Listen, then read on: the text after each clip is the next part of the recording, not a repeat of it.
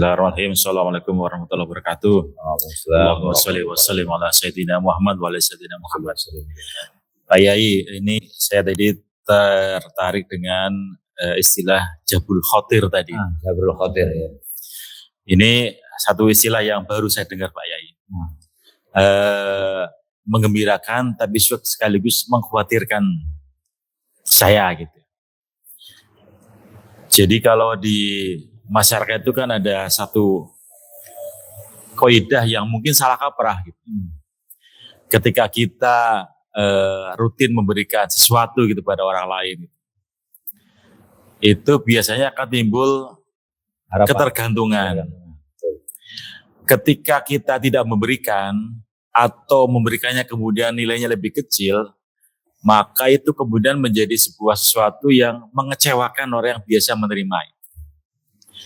Yang padahal kita sendiri kan juga tidak selalu dalam kondisi yang sama. Tapi memang dalam hati kita selalu meniatkan, mengitikotkan, ya memang kita harus jadi orang yang berguna buat orang lain. Tapi ketika tadi sudah terjadi sebuah kaidah ketergantungan gitu, kita kan jadi khawatir, wah kok jangan-jangan malah jadi kecewa ya, kita mengecewakan orang lain. Yang padahal sebenarnya memang sekali lagi kami punya keterbatasan gitu.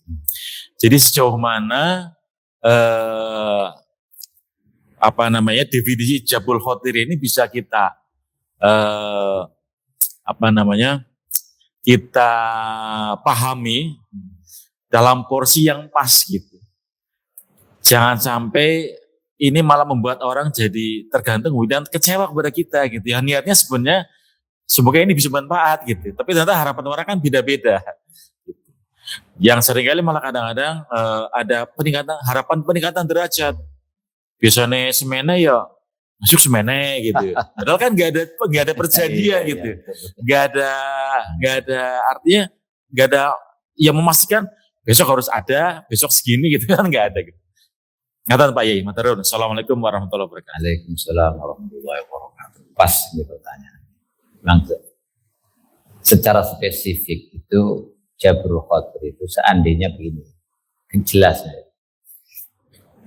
Seandainya kita bisa memberikan, orang itu berharap kepada kita, misalnya kita bisa memberikan, dia harapan kepada kita dan kita bisa memberikan dan kita ada, maka jangan sampai kecewakan mereka. Jangan sampai kecewakan mereka. Contoh begini. Anak kita pengen sekolah, misalnya pengen sekolah dengan tujuan ini semuanya sudah istilahnya apa, sudah dihitung matang-matang, begini sudah. Ternyata jangan, gimana? Langsung anaknya down. Nah, kalau down begini berarti namanya kasrul khotir. Nah, maka untuk Jabul Khotir gimana? Ya, turuti. Meskipun tidak seberapa, tapi ikuti. Supaya dia menjadi agak senang meskipun tidak semuanya misalnya. Itu namanya Jabul Khotir. Tapi kalau langsung jangan.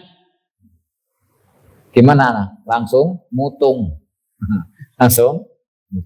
Ini namanya kasrul khotir. Contoh kayak tadi yang ditanyakan. Biasanya ngasih segini, kalau segini orang pada kecewa. Itu bukan kecewa kita karena kasrul khotir, tidak. Justru ketika kita mampu segitu, mestinya mereka itu sudah paham, sudah setiap hari atau setiap bulan atau setiap tahun dikasih begini. Mereka mestinya sudah berbahagia dan berterima kasih dan didoakan. Makanya kewajiban orang yang menerima itu harus mendoakan orang yang menerima. Makanya disampaikan jazakumullahu khairan. Jangan dikira ini etika. Ketika kita menerima sesuatu dari orang lain, itu kita harus balas berdoa. Jazakumullahu khairan wa akramakumullah. Terus kemudian wa jazakumullahu ahsanal jaza khairan katsira dan lain-lain. Ini kenapa? Ini supaya nanti berkesinambungan, kalau dia memberikan kepada saya nanti bisa memberikan saya lebih banyak, lebih ini, dan paling tidak itu minimal. Ini adalah kewajiban orang yang menerima. Makanya harus diberi kepahaman orang yang menerima itu jangan kemudian bergantung. Nah, makanya ini pentingnya majelis taklim itu ya seperti ini. Supaya tidak, wah kamu biasanya ini, Pak ini biasanya kalau ngasih itu sekian. Loh hari ini kok sekian, mau bangkrut kalian. Malah nyukurin kadang-kadang itu, ya kan? Nah ini nggak boleh. Kalau ada orang seperti ini malah melakukan itu tadi, bukan iman hakikatul iman, jauh dari hakikatul iman. Kalau orang itu diberi, alhamdulillah, nggak diberi, ya alhamdulillah. Makanya dasar utama kita menjadi orang soleh untuk umum ya, untuk umum. Dasar kita menjadi orang soleh itu adalah satu, husnudzon billah, husnudzon bi'ibadillah. Dasar utama. Kita ingin menjadi orang soleh, dasar utamanya dua. Husnudzon billah, husnudzon bi'ibadillah. Husnudzon dengan Allah. Allah kita dalam keadaan seperti ini. Allah lagi menghendaki kita begini. Allah memberikan cobaan kepada kita begini. Kita sekarang begini, Allah sedang memperlakukan kita ini. Pasti Allah ada rencana yang lebih hebat dari ini. Ini husnudzon billah. Kita mengalami penyurutan, ya kita pasrah sama Allah. Allah lagi memperlakukan, memberikan kita lagi begini. Ini rencana Allah yang terindah, yang terbaik buat kita. Kita husnudzon sama Allah. Yang pertama, yang kedua husnudzon bi'ibadillah. Husnudzon bi'ibadillah. Apapun orangnya yang bersama kita, kita memberi, kita diberi, kita biasa diberi orang itu sekian, alhamdulillah.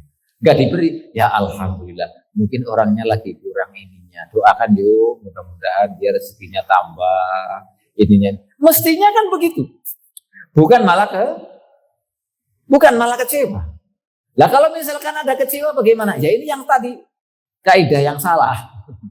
Jadi kalau orang yang menerima, satu kewajiban dia adalah mendoakan orang yang memberi. Seandainya diberi yang sedikit, ya alhamdulillah tetap didoakan, mudah-mudahan untuk kedepannya lebih banyak karena dia mengalami lebih sukses lagi, keberhasilan lagi, dan seperti dan seterusnya. Jangan sampai malah waduh kecewa nih, orang ini apa sudah nggak baik sama. Ini namanya suudzon. Namanya suudzon, nggak boleh, ini haram dan itu tidak mungkin menjadi orang soleh. Enggak. Karena dasarnya orang soleh adalah husnudzon billah dan husnudzon bi'ibadillah. Dengan sesama manusia kita tetap husnudzon. Ada rasa macam-macam tidak.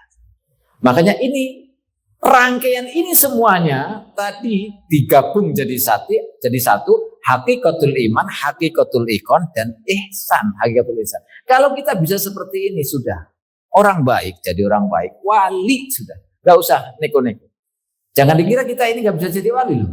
Jangan-jangan ya di sini semuanya wali. Karena wali itu kadang-kadang dia sendiri nggak tahu kalau dirinya wali. Jangan dikira wali itu tahu dirinya semuanya dirinya wali, enggak. Orang diangkat derajatnya menjadi wali dia sendiri nggak tahu. Banyak sekali. Tapi yang jelas gambarannya orang-orang baik di dunia ini. Dasar utamanya menjadi anak orang soleh adalah husnudzon bi'ibadillah, husnudzon billah, wa husnudzon bi'ibadillah. Ini dasar utamanya. Kalau ingin menjadi orang soleh. Anak juga sama, harus husnudzon billah, husnudzon bi'ibadillah. Supaya menjadi anak yang soleh. Kalau enggak, bahaya. Oh jangan-jangan orang tua, reaksinya kecurigaan sama orang. Jangan-jangan ini anak apa orang tua saya terhadap anak saya lebih sayang, lebih ini, dikasih ini. Kalau saya kok enggak ini? Jadinya suudzon sama orang tua. Padahal orang tua punya tujuan sendiri kenapa tidak dikasih misalnya. Ada tujuan sendiri karena kalau dikasih akan begini. Macam-macam. Makanya dasarnya utama untuk menjadi orang soleh adalah husnudzon billah wa husnudzon bi'ibadillah. Jadi jabrul khatir, kita kembalikan lagi, itu adalah memutus harapan orang. Memutus kalau kita punya keinginan begini, langsung putus. Akhirnya apa? Down dia jadinya, nggak jadi. Perencanaan begini, akhirnya di stop. Gimana orang jadi? Padahal itu rencana baik. Makanya kalau ada orang rencana baik, sambut kebaikan itu. Karena dimanapun ada alat terbersih di hati ada rencana baik, itu semata-mata dari Allah, sambut. Kalau ada orang ada niatan baik, begini, sambut, jangan ditolak. Karena kalau ditolak berarti menolak kebaikan dari Allah Subhanahu wa Ta'ala. Kalau ada orang di hatinya terbersih untuk melakukan kebaikan, kemudian kita tolak, berarti kita menolak kebaikan dari Allah. Karena disitulah kita harus menyambung. Orang mau berbuat baik ini, sambung, dukung, sebisa mungkin.